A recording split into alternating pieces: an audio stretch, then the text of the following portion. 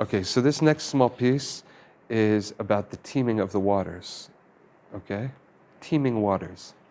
So we read in the verse that God said that the waters should teem with life. He describes the different various kinds of life that God would like the water to express. But then, in the following verse, which tells what happens, it says straight out that God himself created these things. So what's the role in this point, in this creative act, of the teeming of the waters? Okay?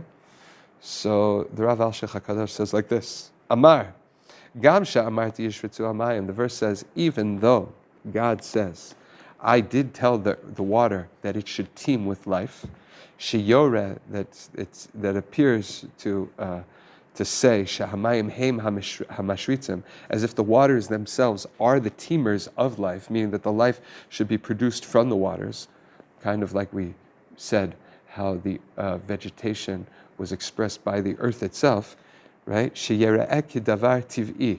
It sounds in the first verse, right, that as if God is stating that the nature of the water, meaning this should be a regular fixed feature in creation, that the water should have the ability to swarm forth life.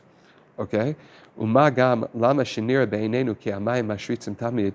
And Rav Alshech reports that in their times it appeared to them that the water constantly was teeming with life, meaning the phenomenon that you could have all these creatures constantly being born out of the water and coming out.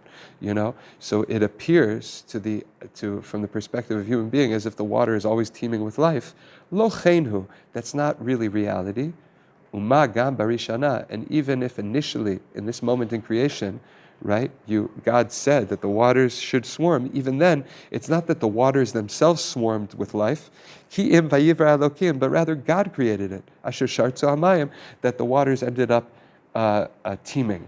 Lomar, that's to say, ki asher shartzu hamayim, that which the waters teemed with life, lo hema osim, they were not the ones that did it, ki im bria bara Hashem, it was a creative act of God that God was doing.